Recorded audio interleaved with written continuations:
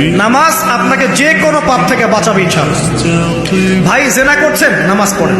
Pornography দেখেছেন, তাও তওবা করে নামাজ পড়েন। আপনি হারাম অ্যাফেয়ার্সে আছেন, হতাশ হয়েন না, নামাজ পড়েন। গোনা ছাড়তে পারছেন না, নামাজ পড়েন। সুদ খাচ্ছেন, নামাজ পড়েন। বেপরদায় চলছেন, তাও নামাজ পড়েন। আপনি অন্যের হক নষ্ট করেছেন, তাও নামাজ পড়েন।